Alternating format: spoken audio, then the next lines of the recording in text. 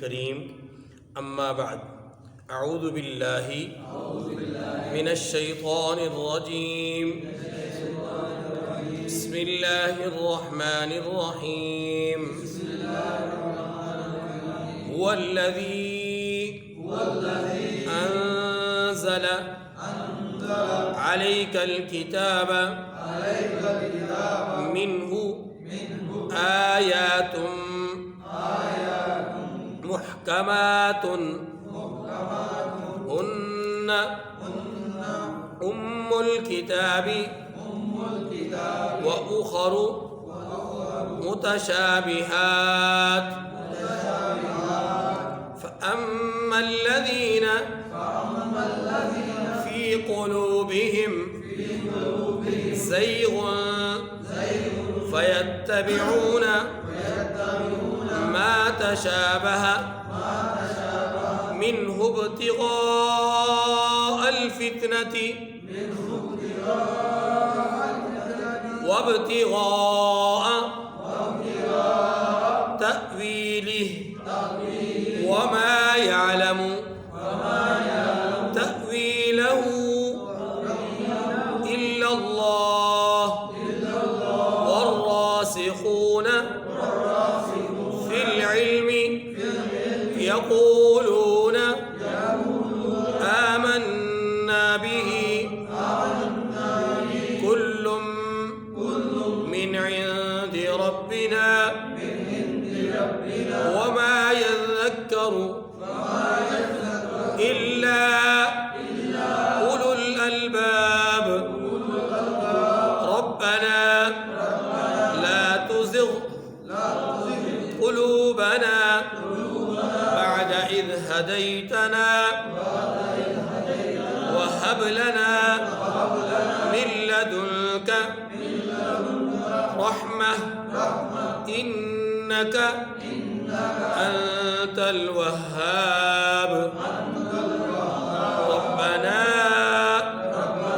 إنك جامع الناس ليوم لا ريب فيه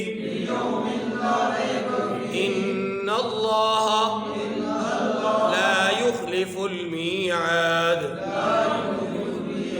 صدق الله العظيم. سورۃ البقرہ کی سورۃ آل عمران کی 3 آیات کریمہ آیت نمبر 7 سے آیت نمبر 9 تک ہم نے تلاوت کی ہے. ان آیات کریمہ سے پہلے اللہ تبارک و تعالی نے اپنی توحید کے دلائل بیان فرمائے اور ساتھ ہی قرآن مجید اور سابقہ آسمانی کتابوں کے منزل من اللہ یعنی اللہ کی طرف سے اتارے جانے کا ذکر فرمایا کہ قرآن بھی اور پچھلی آسمانی کتابیں بھی اللہ کی طرف سے بھیجی گئی ہے. لہٰذا پچھلی آسمانی کتابوں کے ماننے والوں کو چاہیے کہ وہ جس طرح پچھلی آسمانی کتابوں کو اللہ کی طرف سے اتاری گئی تسلیم کرتے ہیں اسی طرح قرآن مجید کو بھی اللہ کی کتاب تسلیم کرتے ہوئے اس پر ایمان لائیں. کیوں؟ اس لیے کہ یہ کتاب یعنی قرآن مجید پچھلی کتابوں کی تصدیق کرتی ہے. تو یہ 2 باتیں گزشتہ آیات میں ہمارے سامنے آئیں. اسی بات کو تھوڑا سا اور آگے بڑھایا کہ آسمانی جو کتاب اب اتری ہے اس کا نام قرآن مجید ہے. اس کا نام کیا ہے؟ قرآن مجید. قرآن مجید اللہ کی طرف سے اتاری گئی کتاب ہے اور اس کے متعلق ان 3 آیات کریمہ میں ایک بات سمجھائی گئی ہے اور وہ بات کیا ہے کہ قرآن اول تا آخر سمجھ آئے یا نہ آئے، سمجھ آئے یا نہ آئے، یہ ہے اللہ کا کلام. بس یہ خلاصہ ہے اس ساری گفتگو کا. اب یہ سمجھیے، تھوڑی سی تفصیل میں جاتے ہیں. قرآن مجید کی آیات 2 طرح کی ہیں. قرآن مجید کی آیات نمبر 1 محکم. کون سی آیات؟ محکم. نمبر 2 متشابہ. محکم کس کو کہتے ہیں؟ محکم وہ آیات جن کے الفاظ اور معانی میں کسی قسم کا کوئی شک، تردد سمجھنے کے اعتبار سے موجود نہ ہو، جس کے معنی واضح ہوں، الفاظ واضح ہوں، جس کا مفہوم واضح ہو، وہ کیا ہوتی ہے؟ محکم آیات ہوتی ہیں۔ اور وہ آیات کہ جن کے الفاظ کے معنی یا جن کے مفہوم کو سمجھنا دشوار ہو اور وہ معمولی توجہ سے سمجھ میں نہ آتے ہوں یا بالکل سمجھ میں نہ آتے ہوں، ان آیات کو متشابہات کہتے ہیں۔ ان آیات کو کیا کہتے ہیں؟ یہ ابتدائی بات تھی۔ اب اس کو تھوڑا سا اور وضاحت کے ساتھ سمجھیے۔ دیکھیے، ہماری جو سرکاری زبان ہے وہ اردو ہے، اگرچہ اب ہم نے اپنے معاشرے میں اردو کو بہت پیچھے دھکیل دیا ہے، لیکن یہ اس زبان سے ہمارا تعلق ٹوٹ نہیں سکتا کیونکہ ہماری قومی زبان ہے۔ تو اب ہم اپنی قومی زبان کو ہی لے لیں تو یہاں قومی زبان کے اندر ہمیں الفاظ کے اندر تشابہ نظر آتا ہے۔ کبھی الفاظ بولنے میں تشابہ نظر آتا ہے، کبھی الفاظ کو لکھنے میں تشابہ نظر آتا ہے۔ مثال کے طور پر ایک لفظ ہے ارض، حمزہ را ضاد، اس کو اردو میں ہم کہیں گے تو کہیں گے الف را ضاد، ارض، اس کا معنی ہے زمین۔ اسی سے ملتا جلتا ایک لفظ بولا جاتا ہے عرض، پیش کرنا، کسی شے کا پیش کرنا۔ عرض، عریضہ، العارض، وہ جو لفظ ہم درخواست وغیرہ میں لکھتے ہیں العارض، عریضہ، یہ عریضہ ہے۔ اسی طریقے سے گندم کا جو وہ ایک چھوٹا سا پیس ہوتا ہے اس کو اردو میں دانہ کہتے ہیں۔ اس کو کیا کہتے ہیں؟ یا اسی طریقے سے مختلف چیزوں کا ایک ایک حصہ، اس کو ہم کہتے ہیں دانہ، تسبیح کا دانہ، فلانا فلانا۔ اب یہ لفظ بھی ہے دانہ، اور ایک ہوتا ہے عقل مند، اس کے لیے بھی لفظ بولا جاتا ہے دانہ۔ لیکن عمومی طور پر الفاظ کا جو تلفظ ہوتا ہے وہ دونوں ایک جیسا ہوتا ہے۔ اسی طریقے سے تولہ ایک لفظ ہے۔ اب یہ سونا جو ہوتا ہے اس کی پیمائش ہے، اس کا وزن کرنے کے لیے ایک خاص قسم کا جو پیمانہ ہوتا ہے، اس پیمانے کو تولہ کہتے ہیں۔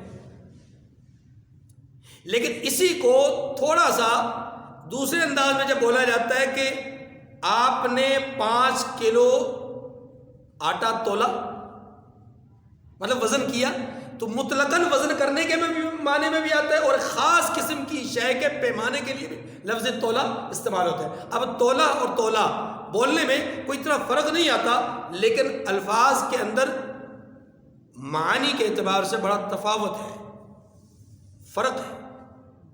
یہ چند ایک مثالیں میں نے آپ کے سامنے آپ کے گوش گزار کی ہے۔ دیکھیے، اردو کے اندر جس طرح متشابہات ہوتے ہیں، بالکل عربی کے اندر بھی متشابہات ہوتے ہیں۔ اتنی بات سمجھ گئی؟ یہ تو ہو گئے آپ کو ایک لفظ متشابہ کا معنی سمجھنے کے لیے میں نے عرض کیا تھا۔ قرآن مجید کے جو الفاظ متشابہ ہیں وہ 2 طرح کے ہیں۔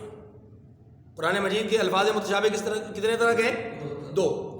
نمبر 1، وہ متشابہات کہ جن کے معانی کو جاننا مشکل ہی نہیں بلکہ ناممکن ہے۔ اس دنیا میں رہتے ہوئے ان الفاظ کے معنی کو جاننا مشکل ہی نہیں بلکہ ناممکن ہے۔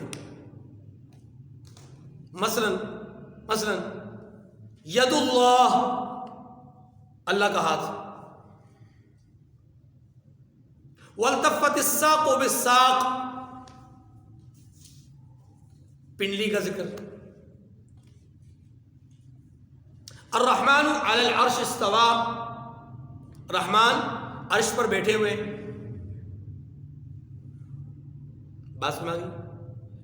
جب کوئی بندہ میرا کہا مان لیتا ہے، میرا بن جاتا ہے، تو میں اس کا ہاتھ بن جاتا ہوں، میں اس کا کان بن جاتا ہوں، اس کے کان بن جاتا ہوں، میں اس کے پاؤں بن جاتا ہوں۔ ایسے واللہ سمیع علیم، اللہ سننے والے ہیں، اللہ جاننے والے ہیں۔ سننے کا تعلق کان سے ہوتا ہے، اس کا مطلب ہے یہاں پر بھی کان کی ایک نسبت ہو رہی ہے۔ یہ سارے جو الفاظ ہیں، ان الفاظ کے معانی کو اس جہان میں سمجھنا مشکل ہی نہیں، ناممکن ہے۔ بس میں متشابہات کی ایک قسم تو وہ ہے کہ جس کو سمجھنا مشکل ہی نہیں بلکہ ناممکن ہے۔ اچھا، متشابہات کی ایک قسم اور بھی ہے، اور وہ یہ ہے کہ جس کی کچھ آیات یا کچھ الفاظ جن کے معانی آج سے 1000 سال پیچھے چلے جائیں، 1100-1200 سال پیچھے چلے جائیں، یا نزول قرآن کے زمانے میں چلے جائیں، تو ان الفاظ کے معانی سمجھنا مشکل ترین تھے، لیکن آج کافی حد تک آسان ہو گئے ہیں۔ ان الفاظ کے معنی سمجھنا کافی حد تک آسان ہو گئے ہیں۔ تو گویا یہ محکمات کے قریب قریب ہو گئے، محکم تو نہیں ہوئے لیکن محکمات کے قریب قریب ہو گئے، یعنی ان الفاظ کے معنی بہت واضح ہو گئے۔ مثلا قرآن مجید کی ایک آیت ہے، کل فی فلک یسبحون، سورج، چاند، ستارے، زمین، ہاں جی، جتنے بھی سیارے ہیں، یہ سارے کے سارے اپنے مدار میں گھومتے ہیں، چکر لگاتے ہیں۔ اب یہ بات 1450 سال پہلے سمجھ میں نہیں آ رہی تھی، انہیں تو صرف اتنا نظر آتا تھا کہ سورج چلتا ہے، چاند چلتا ہے، بس۔ وہ کب اس بات کو جانتے تھے کہ زمین بھی گھومتی ہے؟ انہیں کیسے تسلیم وہ کر لیتے کہ جناب یہ جتنے بھی آسمان میں سیارے ہیں، اور کیا ان کے علاوہ بھی کچھ سیارے ہیں کہ نہیں؟ پہلی بات تو یہ، اور اگر ہیں تو وہ کیسے گھومتے ہیں؟ 7 سماوات، 7 آسمان ہیں۔ اب 7 آسمان کی بات 1450 سال پہلے بالکل سمجھ میں نہیں آ رہی تھی، اب کچھ نہ کچھ لوگوں کی سمجھ میں آنا شروع ہوئی، لیکن ابھی بھی حقیقت اس کی کھلی نہیں۔ ہو سکتا ہے آنے والے وقتوں میں سائنسی علوم اتنے ترقی کر جائیں کہ کچھ نہ کچھ اس کی شکل نمودار ہونا شروع ہو جائے اور واضح ہونا شروع ہو جائے کہ 7 آسمان کیسے ہیں، کس انداز میں ہیں۔ جیسا کہ سائنسی جو محققین ہیں وہ اس بات پہ تحقیق کر رہے ہیں کہ دنیا کا وجود دنیا کیسے معرض وجود میں آئی، بلیک ہول جو ہے، دنیا کیسے معرض وجود میں آئی، اس پر وہ تحقیق کر رہے ہیں کہ کیسے سب کچھ نہ ہو اور کوئی چیز وجود پذیر ہو جائے، کیسے ممکن ہے۔ تو گویا یہ چیزیں جو آج سے 1450 سال پہلے یا 1000 سال پہلے مشکل ترین تھیں سمجھنا، اب وہ آہستہ آہستہ سائنسی علوم اور تحقیق کے نتیجے میں اب وہ لوگوں کے لیے سمجھنا کچھ آسان ہو گئی ہے۔ اب لوگوں نے اس پہ باقاعدہ طور پر جو ہے وہ تحقیق کر کے اس کے اوپر پوری جو ہے وہ اپنا کیا کہتے ہیں اس کو مواد جمع کر دیا ہے کہ کیسے سورج گھومتا ہے، کیسے چاند گھومتا ہے، کیسے زمین گھومتی ہے، کیسے سیارے گھومتے ہیں، ستارے گھومتے ہیں، ان کا مدار کتنے فاصلے پر ہوتا ہے، ایک دوسرے سے کتنے فاصلے پر رہتے ہیں، ایک دوسرے کے سامنے آ جائے تو کیا نقصانات ہوتے ہیں، کیا فوائد ہوتے ہیں، زمین پہ اس کے اثرات کیا ہوتے ہیں، زمین کے اوپر اس کے اثرات کیا ہوتے ہیں، آسمان کے اندر جو اس کی سورج کی روشنی شعاع کے اعتبار سے اس کے اثرات کیا ہوتے ہیں، چاند کے اثرات کیا ہوتے ہیں، آج کب جو ہے وہ چاند گرہن ہوتا ہے، کب سورج گرہن ہوتا ہے، سورج گرہن کیوں ہوتا ہے، چاند گرہن کیوں ہوتا ہے، زمین کے اندر زلزلے کیوں برپا ہوتے ہیں، یہ سارے معاملات، پھلوں کے اندر رس کیسے کب کن موسموں میں پڑتا ہے، کب کن حالات میں پھل جو ہے وہ پھیکے رہ جاتے ہیں، کیا حالات ہوتے ہیں کہ جب پھل اندر سے کھوکھلے رہ جاتے ہیں، یہ ساری چیزیں سائنس ان پہ تحقیق کر رہی ہے۔ کیوں؟ اس لیے کہ اثرات مرتب ہوتے ہیں، ہر چیز کے اثرات مرتب ہوتے ہیں۔ مد و جزر، دریا کے اندر طغیانی آتی ہے، کب دریا کے اندر ابھار پیدا ہوتا ہے، کب دریا کے اندر جو ہے وہ پانی کا بہاؤ یا پانی کا ابھار جو ہے وہ کم ہوتا ہے، کب اس کے اندر جو ہے وہ جوش پیدا ہوتا ہے اور کب اس کے اندر جو ہے وہ جوش اتر جاتا ہے. یہ سارے معاملات جو ہے اس کا تعلق سورج، چاند، ان چیزوں کے ساتھ ہے. ٹھیک ہے نا جی. تو چاند کے ساتھ اس دریا کا تعلق، اب اسی تعلق کو ثابت کرنے کے لیے آج سے 1450 سال پہلے عقل یہاں تک رسائی نہیں کر سکتی تھی، لیکن آج عقل یہاں تک پہنچ رہی ہے. عرض یہ کر رہا ہوں کہ دیکھیے متشابہات کے دو قسمیں ہیں. میں اس لیے بات کھول رہا ہوں تاکہ بات بہت آسانی سے سمجھ میں آ سکے. متشابہات کی دو قسمیں ہیں. ایک قسم وہ ہے کہ جس کا سمجھنا اس دنیا میں بہرحال ناممکن ہے. جس کا سمجھنا اس دنیا میں سمجھنا ناممکن ہے. وجہ کیا ہے؟ میں نے آپ کو چند دروس پہلے ایک بات عرض کی تھی کہ دیکھیے جس عالم میں ہم جی رہے ہیں یہ عالم ثقیل ہے، یہ کائنات ثقیل ہے. اس عالم سے جو اگلا عالم ہے اس کو عالم برزخ کہتے ہیں. عالم برزخ کے حالات نسبتاً اس عالم کائنات سے، عالم دنیا سے نسبتاً کیا ہے؟ وہ قدر لطیف ہے. پھر عالم برزخ سے عالم محشر جو ہے وہ بالکل لطیف ہے. اسی لیے اس کائنات میں رہتے ہوئے انسان فرشتے کو اس کی اصل شکل میں نہیں دیکھ سکتا. بہت سارے قدرتی معاملات کو انسان نہیں دیکھ سکتا. اللہ تعالیٰ نے اپنی زیارت اور اپنی دیدار کے حوالے سے نفی فرمائی ہے کہ اس کائنات میں رہتے ہوئے نہیں دیکھ سکتے. لیکن جب انسان اس عالم سے عالم برزخ میں جاتا ہے تو وہاں فرشتوں کو ان کی اصل حالت میں بھی دیکھ لیتا ہے. فرشتوں کو ان کی اصل حالت میں بھی دیکھ لیتا ہے. یہ پہلا سٹیپ ہے، یعنی لطافت آ جاتی ہے، شکل سے لطافت آ جاتی ہے. پھر جب انسان عالم محشر میں جائے گا تو پھر اللہ تعالیٰ کا دیدار بھی کرے گا، اللہ کے سامنے روبرو بھی کھڑا ہوگا. اللہ تعالیٰ ہمیں اپنے سامنے شرمندگی سے بچائے، ذلت اور رسوائی سے بچائے. بہرحال عرض کر رہا تھا کہ ہمیں یہ بات سمجھنی چاہیے کہ متشابہات کی ایک قسم وہ ہے کہ جس کو اس عالم میں ہم نہیں سمجھ سکتے، اور دوسری قسم وہ ہے کہ جس کو کچھ عرصہ پہلے تک سمجھنا مشکل تھا اب کچھ سمجھنا آسان ہے. اور انہی میں سے کچھ آیات وہ بھی ہیں کہ جن کو آج سمجھنا قدرے دشوار ہے، لیکن حالات ایسے بنتے جا رہے ہیں، حالات ایسے پیدا ہوتے جا رہے ہیں، علم اور تحقیق اتنی بڑھتی جا رہی ہے کہ شاید آنے والے چند سالوں میں یا تھوڑے عرصے میں ان باتوں کی کہیں نہ کہیں ان تک جو ہے وہ رسائی ممکن ہو سکے گی. جیسے میں نے عرض کیا کہ 7 آسمان ہیں، 7 زمین ہیں. جی قرآن پاک کا ایک دعویٰ ہے اور قرآن پاک کا دعویٰ کبھی غلط ہو نہیں سکتا، لیکن اس دعوے کو بطور ثبوت، بطور تصدیق ابھی تک دیکھا نہیں گیا. لیکن حالات ایسے ہیں کہ سائنسی علوم اس طرف جا رہے ہیں، لوگوں کی تحقیق اس طرف جا رہی ہے کہ شاید کچھ سالوں میں لوگ اس نتیجے تک پہنچ جائیں کہ ہاں واقعی فی الحقیقت بھی 7 آسمان ہیں، فی الحقیقت بھی 7 زمینیں موجود ہیں. لوگ اس بات کی تحقیق کر لیں اور اس کے دلائل دینا شروع ہو جائیں. کبھی نہیں سمجھتے تھے اس بات کو کہ آسمان اور زمین میں یہ چیزیں گھومتی پھرتی ہیں، لیکن آج دلائل دیتے ہیں کہ نہیں گھومتی ہیں، ہر ایک اپنے اپنے مدار پہ گھومتے ہیں. اب تو اس پر اشعار لوگوں نے اردو فارسی وغیرہ میں جو ہے وہ اشعار بنانے شروع کر دی کہ باقاعدہ چیزیں جو ہے وہ گردش کرتی ہیں. ہاں جی، علم الفلکیات ایک پورا علم ہے. بہرحال تو یہ جب آپ بات سمجھ گئے کہ متشابہات کی 2 قسمیں ہیں، ایک وہ جن کا معنی ہم نہیں سمجھ پا سکتے اور دوسرا وہ کہ جن کے معنی کو سمجھا گیا ہے یا سمجھا جا سکتا ہے، امید ہے، امکان ہے. دونوں صورتوں میں یاد رکھیے متشابہات کے معنی کو سمجھ گئے یا سمجھ جائیں گے یا بالکل سمجھ نہیں آ سکتے.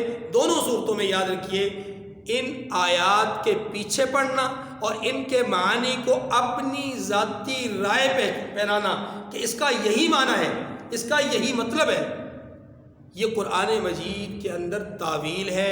اور اس تعویل کرنے کے لیے کہا گیا کہ یہ وہی لوگ تعویل کریں گے جن کے دلوں میں کجی ہوتی ہے، ٹیڑھ پن ہوتا ہے، جن کے دلوں میں فتنہ اور فساد کی جو کچھ نہ کچھ رمق ہوتی ہے کہ وہ فساد ملانا چاہتے ہیں، فساد مچانا چاہتے ہیں، فتنہ پھیلانا چاہتے ہیں، وہی اس کی تعویل کے پیچھے پڑیں گے. ورنہ حقیقت میں مومن کا کام یہ ہے کہ وہ یہ اتنی بات جان لے کہ یہ اللہ کا کلام ہے، مجھے اس پر ایمان لانا ہے.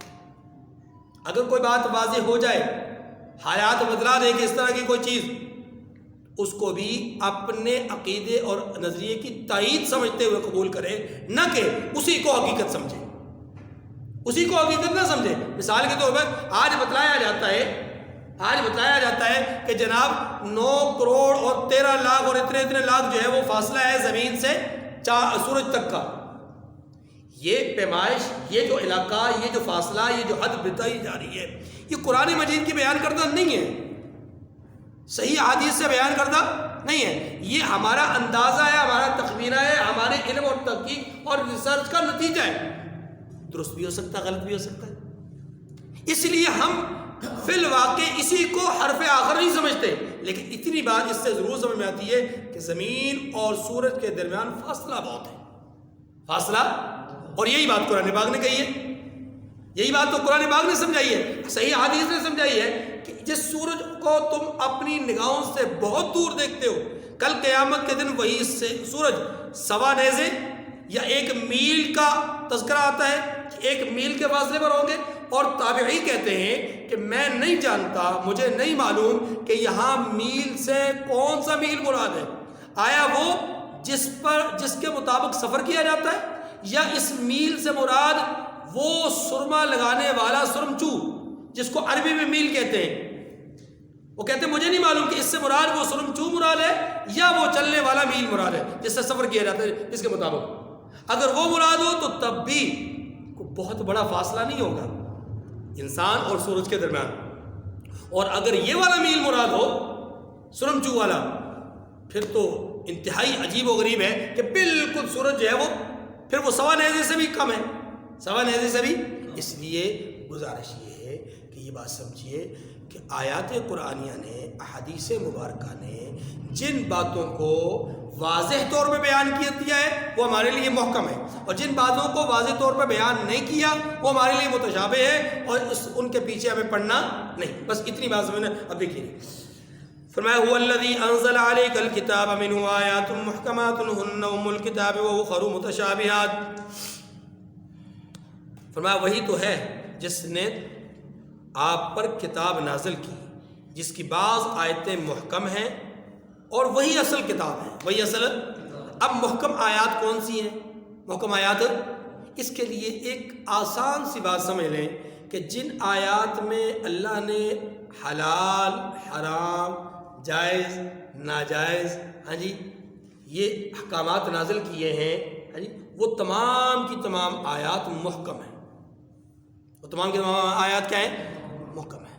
اور جن آیات میں اللہ تعالیٰ نے عالم برزخ کو بیان کیا، عالم آخرت کو بیان کیا، عالم غیب کو بیان کیا، عالم محشر کو بیان کیا، جنت کو بیان کیا، جہنم کو بیان کیا، قیامت کے مناظر کو بیان کیا، وہ آیات ساری کی ساری متشابہ ہیں. کیوں؟ اس لیے کہ جنت کو ہم نے دیکھا نہیں، جہنم کو ہم نے دیکھا نہیں، ہم سمجھ نہیں سکتے. بس اتنا ہی سمجھ سکتے ہیں جتنا ہمیں سمجھایا گیا، اس سے زیادہ نہیں سمجھ سکتے. بات سمجھ کی نہیں؟ ہم نہیں سمجھ سکتے کہ جہنم کیا ہے، جنت کیا ہے. ہم نہیں سمجھ پا سکتے اس بات کو کہ قبر ایک گڑھا ہے جسے ہم اپنے ہاتھوں سے کھودتے ہیں اور سب کے لیے یکساں ایک جیسا کھودتے ہیں. تو کیسے ہو جاتا ہے کہ وہ اتنا وسیع عریض ہو جائے کہ جنت کی کھڑکیاں کھل جائیں؟ ہم نہیں سمجھ پا سکتے. ہم نہیں سمجھ پا سکتے کہ وہی گڑھا جسے ہم نے اپنے ہاتھ سے کھودا اور وہ کسی کے لیے اتنا تنگ ہو جائے کہ وہ آپس میں ایسے مل جائے جیسے کہ انگلیاں آپس میں ایک دوسرے میں پیوست ہو جاتی ہیں. ہم نہیں سمجھ پا سکتے، ہم اس بات کو نہیں سمجھ سکتے. بات سمجھ کی نہیں؟ یہ ہے متشابہات. لیکن اس بات کو ہم سمجھ جاتے ہیں کہ اللہ پاک نے فرمایا کہ ہر وہ جانور جسے اللہ کے سوا کسی غیر کے نام پر ذبح کیا گیا وہ حرام ہے. اب یہ بات سمجھ میں آ گئی؟ یہ بات سمجھ میں آ گئی؟ اس میں لمبی چوڑی وضاحت کی ضرورت نہیں ہے. بات سمجھ آ گئی کہ نہیں؟ بالکل واضح طور پہ بات ہے کہ جس جانور پر اللہ کے غیر کا نام لیا گیا، جس جانور کو اللہ کے غیر کے نام پر مشہور کر دیا گیا کہ یہ فلاں کے نام پہ قربان کروں گا، فلاں کے نام پہ ذبح کروں گا، جب یہ مشہور کر دیا کہ فلاں کے نام پہ ذبح کروں گا، پھر چھری پھیرتے وقت اگر اللہ کا نام لیا بھی تو تب بھی اس کے اندر حلت تو نہیں پیدا ہو جائے گی، کیونکہ وہ مشہور جو ہو گیا غیر اللہ کے نام پر. اور یہی بات قرآن پاک نے کہی ہے کہ جو غیر اللہ کے نام پہ مشہور ہوگا وہ حرام ہو جائے گا. قرآن پاک نے کہا حرمت علیکم المیتہ، جانور خود سے مر جائے، ذبح نہ کیا ہو، حلال جانور ہو، خود سے مر جائے، اس کو ذبح نہ کیا گیا ہو، تو فرمایا کہ یہ مردہ ہے، بس بات ختم. بات میں آگے کی نہیں. اس لیے محکمات وہ آیات کہ جن میں حلال حرام جائز ناجائز احکامات موجود ہیں، اور متشابہات وہ آیات کہ جو زیادہ تر حروف مقطعات ہیں، عالم برزخ ہے، عالم آخرت ہے، قیامت ہے، جنت ہے، دوزخ ہے، ہاں جی فرشتے ہیں، عالم غیب ہے، یہ سارے کے سارے آسمانوں سے اوپر کے حالات ہیں، یہ سارے کے سارے اس میں. اب دیکھیے یہ دو باتیں جب سمجھ میں آ گئی تو اب اس کو سمجھیے کہ اللہ پاک فرماتے ہیں کہ فَأَمَّا الَّذِينَ فِي قُلُوبِهِمْ زَيْغٌ فَيَتَّبِعُونَ مَا تَشَابَهَ مِنْهُ ابْتِغَاءَ الْفِتْنَةِ وَابْتِغَاءَ التَّأْوِيلِ. یہاں مومن اور فاسق کا فرق بیان کرتے ہیں. اصل میں ان آیات کو لانے کا مقصد کیا ہے کہ مومن اور فاسق میں فرق ہو جائے. فرق کیسے ہوگا؟ فرق ایسے ہوگا کہ فرمایا کہ مومن کا کام یہ ہے کہ وہ محکم آیات پر یقین کرتے ہوئے متشابہات کو منزل من اللہ سمجھتے ہوئے اس پر ایمان لے آتے ہیں. اور جو فاسق آدمی ہوتا ہے وہ کیا کرتا ہے؟ فاسق آدمی کا معاملہ برعکس ہوتا ہے. مومن کیا کرتا ہے؟ محکمات کو بنیاد بناتا ہے اور متشابہات کو ایمان کا حصہ بناتا ہے. اور جو فاسق ہوتا ہے وہ متشابہات کو بنیاد بناتا ہے اور محکمات کو ان کھینچ تان کر ان کے لیے بطور دلیل ثابت کرتا ہے. اس بات کو میں ایک اور انداز کرتا ہوں. دیکھیے قرآن پاک نے جنت کو جنت کہا، دوزخ کو دوزخ کہا. میں نے بھی عرض کیا کہ یہ متشابہات میں سے، کس میں سے؟ متشابہات میں سے. اب اگر کوئی آدمی جنت کا معنی یہ کرے کہ اطمینان نے قلب، جنت کا معنی کیا ہے؟ دل کا مطمئن. آپ ایسی زندگی جیے کہ آپ کا دل مطمئن ہو، آپ جنتی ہیں. آپ ایسی زندگی جیے کہ آپ کا دل مطمئن ہو تو آپ جہنمی ہیں. اب کوئی آدمی یہ کہتا ہے کہ جنت کا جو قرآن نے جنت لفظ استعمال کیا اس کا معنی یہ ہے، قرآن نے جو جہنم کا لفظ استعمال کیا اس کا معنی یہ ہے. تو آپ بتلائیے کہ یہ جو معنی اصحاب کر رہے ہیں کیا یہ معنی اصل ہے یا متشابہات میں سے؟ جب اصل الفاظ کا نہیں بلکہ متشابہ الفاظ کا ہے تو اس کا مطلب یہ کہ اس نے پہلے ایک نظریہ بنایا، پہلے ایک عقیدہ بنایا، پہلے ایک فلسفہ جاڑا. کس سے؟ متشابہ آیات سے، اور پھر اس پر دلیل دینا شروع کی محکم آیات سے. یہی فتنہ پرور لوگوں کا کام ہے.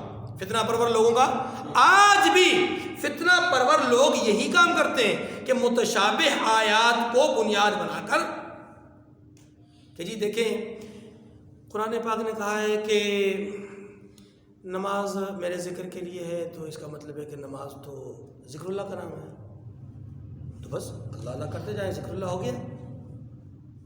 ہاں جی. تو یہ جو قرآن پاک میں جتنی آیات ہیں جن میں کہا گیا نماز پڑھو نماز پڑھو نماز پڑھو نماز، اس کا مطلب یہ ہے کہ مجھے یاد کرو.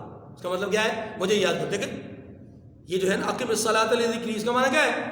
کہ نماز میرے ذکر کے لیے ہے. تو لہٰذا نماز جب اللہ کے ذکر کے لیے ہے تو اللہ کا ذکر کرو گے تو نمازی بن جاؤ گے. تو تمہیں ضرورت نہیں ہے دکان سے اٹھ کر کے آنے کی، تم دکان میں بیٹھ کر کے بھی اللہ اللہ کرتے رہو تو تم ذکر اللہ کرنے والے ہو. اور جس نے ذکر اللہ کر لیا اس کا دل مطمئن ہو گیا، اس کا دل بات سنا گی. اب اس آدمی نے، اس جماعت نے، اس طبقے نے، اس گروہ نے جس نے اس آیت کو بنیاد بنایا اقیم الصلاۃ لذکری کو، تو وہ آیات متشابہات میں سے، اب اس نے اس کو بنیاد بنایا اور بنیاد بنا کر محکم آیات کو اس کی دلیل کے طور پہ پیش کیا. تو یہی فسادی آدمی کا کام ہے. جیسا کہ اس کی ایک عام مثال عام حالات میں تاریخ کی کتابوں میں ہر رطب و یابس موجود ہے، اچھا اور برا موجود ہے. لوگوں نے بعض کتابوں میں بالکل اس بات کی احتیاط نہیں کی کہ صحیح کیا ہے غلط کیا ہے. انہوں نے بس قصص اور امثال کو بیان کیا کرتے گئے، جو ملتا گیا سب کچھ لکھتے گئے، اس کام کو کرنے والے دوسرے لوگ تھے۔ لیکن آج کل کے زمانے کے کچھ بہت زیادہ بڑے بڑے محقق، بڑے بڑے فلاسفر، ہاں جی، اور بڑے بڑے جو ہے وہ منطقی، اور بڑے بڑے جو ہے وہ انجینئر اور پتہ نہیں ڈاکٹر اور اسکالر اور فلانے ٹھکانے، وہ کیا کرتے یہ ہیں کہ تاریخ کی کتابوں سے ان ڈھکے چھپے کسی ایک یا دو یا تین واقعات کو یا اقوال کو لے کر، کہ جن اقوال اور جن واقعات کے ذریعے سے مقدس شخصیات کے درمیان تضاد نظر آتا ہو، مقدس شخصیات کے درمیان میں لڑائی جھگڑا نظر آتا ہو، مقدس شخصیات کے درمیان میں اختلاف اور انتشار نظر آتا ہو، مقدس شخصیات کے درمیان میں مشاجرات نظر آتے ہوں، ان واقعات کو ہائی لائٹ کرتے ہیں کہ جناب دیکھیں فلاں بزرگ کے درمیان میں ایسے حالات تھے، وہ فلاں کو ممبر پہ گالیاں دیا کرتے تھے، وہ فلاں کے خلاف یوں جلوس نکالا کرتے تھے، وہ فلاں کے خلاف یوں احتجاج کیا کرتے تھے۔ ایک یا دو یا تین واقعات ان کو بنیاد بناتے ہیں، اور ان کو بنیاد بنا کر کے اس مقدس شخصیت کی ساری زندگی کو داغدار بنا دیتے ہیں اس ایک یا دو واقعے کی بنیاد پر، جبکہ انہی کتابوں میں، انہی تاریخ کی کتابوں میں ایک نہیں، دو نہیں، تین نہیں، 50 واقعات اور 50 اقوال انہی مقدس شخصیات کے درمیان پیار، محبت، الفت اور محبت کے واقعات ہوں گے، لیکن بدبخت ان واقعات کو بیان نہیں کرتے اور اس ایک دو واقعے کو اچھالیں گے۔ مقصد کیا ہوتا ہے؟ مقصد ہوتا ہے منہ ابتغاء الفتنہ۔ قرآن پاک کہہ رہا ہے، میں نہیں کہہ رہا۔ مقصد کیا ہوتا ہے؟ لوگوں کے درمیان انتشار پیدا کرنا، لوگوں کے درمیان اختلاف پیدا کرنا، لوگوں کے درمیان مقدس شخصیات کا احترام اور تقدس ان کے دلوں سے نکالنا۔ بات سمجھ آ رہی کہ یہ جو تشابہ منہ ابتغاء الفتنہ، یہ صرف قرآن پاک کے اندر حساب سے نہیں، احادیث کے حساب سے بھی ہے۔ کس کے حساب سے؟ احادیث۔ مثال کے طور پر آپ غور کیجئے، احادیث مبارکہ میں بھی ایسا ہے، ایک نہیں، دو نہیں، تین نہیں، ایسی کئی احادیث ہیں کہ جن میں بظاہر ہمیں آپس میں تضاد نظر آتا ہے۔ ظالم لوگ کیا کرتے ہیں، فتنہ پرور لوگ کیا کرتے ہیں، ان متضاد احادیث کو لے کر ان کو بیان کرتے ہیں، اور ان کو بیان کر کے لوگوں کے دلوں سے احادیث مبارکہ کا احترام، تقدس، عظمت اور احترام جو ہے وہ نکال دیتے ہیں کہ دیکھیں جی احادیث میں تضاد ہے۔ قرآن پاک کی آیات کے حوالے سے بھی ایک آیت کو دوسری آیت کے حوالے سے بیان کر کے کہ جناب دیکھیں اس آیت میں یہ بیان ہوا، اس آیت میں یہ بیان ہوا، اب دونوں آیتوں میں تضاد آ گیا، تو قرآن اللہ کا کلام کیسے ہو سکتا ہے جس میں تضاد ہو؟ مقصود کیا ہوتا ہے اس طرح کی باتوں کو ہائی لائٹ کرنے کا؟ مقصود کیا ہے؟ مقصود یہ ہوتا ہے کہ نوجوانوں کے دل میں شکوک و شبہات پیدا کیا جائے، اور خدا کی قسم، رب محمد کی قسم، آج نوجوانوں کے دل میں بہت زیادہ شکوک و شبہات پیدا کیے جا رہے ہیں، اور وہ شکوک و شبہات پیدا کرنے کے لیے کسی یہودی کو سامنے نہیں لایا جا رہا، کسی عیسائی کو سامنے نہیں لایا جا رہا، کسی واضح طور پہ قادیانی کو سامنے نہیں رکھا جا رہا۔ کس کو رکھا جا رہا ہے؟ اس انجینئر کو، اس ڈاکٹر کو، اس پروفیسر کو، اس اسکالر کو، کہ جس کے اوپر لیبل ہے کہ جناب یہ پکا مسلمان ہے۔ مسلمان صرف یہ ہے، باقی تو سارے بابو شابو کے ماننے والے ہیں، پکا مومن تو یہ۔ بات سمجھ آ رہی کہ نہیں آ رہی؟ اور پھر وہ بند کمروں میں بیٹھ کر کے یا کسی ٹی وی چینل پہ بند جگہ پہ بیٹھ کر کے غامدی شامدی کی طرح ان لوگوں کو پھر دین سکھاتے ہیں۔ نتیجہ کیا ہوتا ہے؟ ان کا سکھلایا ہوا دین شکوک و شبہات پر مشتمل ہوتا ہے۔ جتنے اس طرح کے لوگ ہیں جنہوں نے باقاعدہ طور پر علماء سے شرف تلمذ حاصل نہیں کیا، پڑھا نہیں ہے، باقاعدہ طور پر آپ ان کی گفتگو سنیں، یقین کریں ان کی گفتگو میں علماء کی تذلیل، علماء کی بے احترامی، دین سے برگشتہ کرنے کے لیے اہل علم سے دور کرنا، یہ باطل کا ایک خاص قسم کا فلسفہ ہے، خاص قسم کی پالیسی ہے کہ دین سے آپ ڈائریکٹ برگشتہ نہیں کر سکتے۔ دین سے برگشتہ کریں گے کب؟ جب آپ ہر بات کے جواب میں نوجوان کے، بوڑھے کے، بزرگ کے دل میں، ذہن میں بات بٹھا دیں جی یہ تو مولویوں کی بنائی ہوئی باتیں ہیں. آپ سچی بات کریں تو کہیں جی یہ مولویوں کی بنائی ہوئی باتیں ہیں، اصل بات تو یہ وہ فلاں صاحب نے کہی ہے، اصل بات تو یہ فلاں ڈاکٹر صاحب نے کہی ہے، اصل بات تو یہ کہ فلاں انجینئر صاحب نے کہی ہے، فلاں فلسفی صاحب نے کہی ہے، فلاں جو وہ طبیب نے کہی ہے، فلاں حبیب نے کہی ہے، فلاں حکیم نے کہی ہے. بات سمجھ میں آ رہی کہ نہیں آ رہی؟ کیا ہوتا ہے اس سے لوگوں کے دل میں شکوک و شبہ. آج آپ تحقیق کر لیں، ایک سروے کر لیں، اس سروے کے مطابق آپ کو اکثریت لوگوں کی دین سے برگشتہ نظر آئے گی. اور دین سے برگشتہ ہونے کی وجہ کیا ہے؟ آپ ان کے ساتھ بیٹھیے تو ان کے دل میں علماء کی، مسجد کی، مدرسے کی، مکتب کی عزت نہیں رہے گی. اور یہ عزت کس نے کم کی ہے؟ انہی فتنہ پرور لوگوں نے کہ جن کو قرآن کہتا ہے کہ وہ محکمات کو چھوڑ کر متشابہات کے پیچھے پڑ گئے. خواہ وہ قرآن پاک کی آیات سے متعلق ہو، خواہ وہ احادیث سے متعلق ہو، خواہ وہ تاریخ سے متعلق ہو. یاد رکھیے محکم اور متشابہ آیات میں بھی ہے، تاریخ میں بھی ہے، اور سیرت کی کتابوں میں بھی ہے، اور اسی طریقے سے احادیث کی کتابوں میں بھی ہے. احادیث کی کتابوں میں واضح احکامات موجود ہیں. ہم نے ان کو چھوڑ کر کے بالکل ضعیف، کمزور، موضوع، من گڑت روایات سے ثابت ہونے والا کوئی واقعہ اس کو لے کر کے صحیح احادیث کے مقابلے میں کھڑا کر دیا. بات ہماری، اور صحیح احادیث کا انکار شروع کر دیا. یہ بڑی زیادتی ہے. یہ کیا ہے؟ بہرحال دیکھیے فرمایا فَأَمَّا الَّذِينَ فِي قُلُوبِهِمْ زَيْغٌ فَيَتَّبِعُونَ مَا تَشَابَهَ مِنْهُ ابْتِغَاءَ الْفِتْنَةِ وَابْتِغَاءَ تَأْوِيلِهِ. تو جن لوگوں کے دلوں میں کجی ہے وہ متشابہات کا اتباع کرتے ہیں تاکہ فتنہ برپا کریں اور مراد اصلی کا پتہ لگائیں. مراد اصلی کا یعنی مراد اصلی کا پتہ لگائیں، یہ ان کا اپنا خیال ہوتا ہے، حالانکہ حقیقت ایسا ہے نہیں. وہ مراد اصلی کی طرف جانا نہیں چاہتے.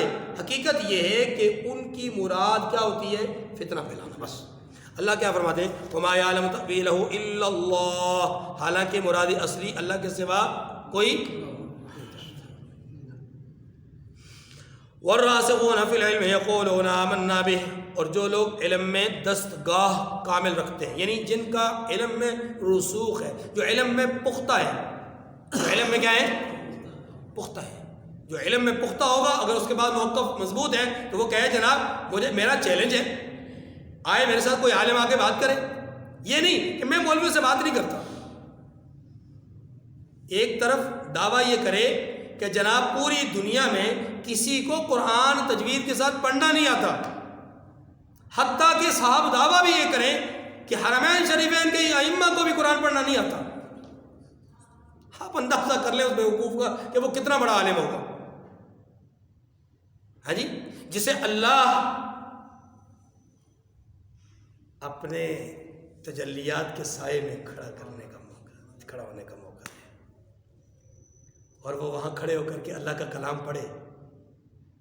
ہاں جی، خدا کی قسم ساری زندگی کی حسرتیں ایک طرف، یہ ایک حسرت کہ انسان خانہ کعبہ کے سائے میں کھڑے ہو کر کے چند ساعت گزار لے، یہ حسرت ایک طرف. ساری زندگی کی حسرتیں ایک طرف، انسان کی یہ حسرت کہ روضۃ من ریاض الجنہ میں کھڑے ہو کر کے کچھ ساعت گزار لے، کچھ ساعت وہاں بیٹھ کر کے گزار لے، یہ حسرت ایک طرف. ان حسرتوں کا کیا کہنا. اور وہ مبارک ہستیاں جو تجلیات الہی میں کھڑے ہو کر کے پورا قرآن پڑھتے ہیں، وہ مبارک ہستیاں جو روضہ رسول کے اندر، مطلب ریاض الجنہ کے اندر کھڑے ہو کر کے پورا قرآن پڑھتے ہیں، انہیں قرآن پڑھنا نہیں آتا. اور ہمارے دور کے کیا کہیں، اس سے بڑی بدبختی اور کیا ہو سکتی ہے. اور پھر بھی لاکھوں لوگ مانتے ہیں کہ جناب یہ سچی باتیں کر رہے ہیں. مولوی اس سے اس لیے جلتے ہیں کہ یہ مولویوں کو جو ہے وہ فلاں ایسا کر رہا ہے، فلاں ایسا کر رہا ہے. اللہ کے بندے، مولویوں کو جلنے کی کیا ضرورت ہے؟ پر اللہ ہمارے ایمان کی حفاظت فرمائے. وَمَا يَعْلَمُ تَأْوِيلَهُ إِلَّا اللَّهُ وَالرَّاسِخُونَ فِي الْعِلْمِ يَقُولُونَ آمَنَّا بِهِ. جو لوگ علم میں پختہ ہیں یا علم میں دسترس رکھتے ہیں، وہ یہ کہتے ہیں کہ ہم اس پر ایمان لائیں. کس پر؟ متشابہ پر. یا اللہ کے کلام پر ایمان لائے. کل من عند ربنا، وہ یہ کہتے ہیں کہ ہر چیز، یہ سارا کا سارا ہمارے پروردگار کی طرف سے ہے. محکم ہے تو تب بھی رب کی طرف سے، متشابہ ہے تو تب بھی رب کی طرف. ایسا متشابہ جو بالکل سمجھ میں نہیں آ سکتا وہ بھی اللہ کی طرف سے، ایسا متشابہ جس کے معنی قریب قریب سمجھنے کے آ چکے وہ بھی اللہ کی طرف سے. فرمایا وما یذکر الا اولو الالباب، یہ اللہ کا فیصلہ ہے، یہ اللہ کا ایک فطرہ پرور ہے، ایک راسخین فی العلم ہے. دونوں کے موقف کو بیان کرنے کے بعد اللہ نے کیا فیصلہ فرمایا؟ فرمایا وما یذکر الا اولو الالباب، نصیحت تو عقل مند ہی قبول کرتے ہیں. اور عقل مند کون ہے؟ جو اس بات کو مان جائے کہ یہ رب کا کلام ہے. ربنا لا تزغ قلوبنا بعد إذ هديتنا وهب لنا من لدنك رحمة إنك أنت الوهاب. اور جو صاحب عقل صاحب علم لوگ ہوتے ہیں وہ دعا کرتے ہیں کہ پروردگار تو نے ہمیں ہدایت بخشی ہے تو اس کے بعد ہمارے دلوں میں کجی نہ پیدا کر دیجیے، ہمارے دل میں کوئی ٹیڑھ نہ آئے، کوئی کجی نہ آئے. بس اے اللہ جب ہدایت نصیب فرما دی ہے اے اللہ کجی کی طرف نہ لے کے جانا. اسی لیے دعا کرتے رہنا چاہیے، یا اللہ توحید کے مل جانے کے بعد شرک کے نظریات سے، ہدایت کے مل جانے کے بعد گمراہی کی طرف جانے سے، سنت پر عمل کے مل جانے کے بعد بدعات اور رسومات پر عمل پیرا ہونے سے، اے اللہ عزت کے مل جانے کے بعد ذلت کی طرف جانے سے ہماری حفاظت فرمائیے. ہماری فرمایا ربنا انک جامع الناس لیوم لا ریب فیہ ان اللہ لا یخلف المیعاد. وہ راسخین فی العلم اور عقل مند لوگ دعا یہ کرتے ہیں کہ پروردگار تو اس روز جس کے آنے میں کوئی شک نہیں، وہ دن کہ جس کے آنے میں شک نہیں ہے. فرمایا اس دن سب لوگوں کو اپنے حضور جب جمع کر لے گا تو اے اللہ اس روز ہمیں رسوا نہ کرنا، اس روز ہمیں ان اللہ لا یخلف المیعاد، بے شک اے اللہ تو وعدہ خلافی نہیں کرتا. اللہ تعالیٰ مجھے اور آپ کو سمجھنے کی توفیق نصیب فرمائے. وآخر دعوانا ان الحمد للہ رب العالمین.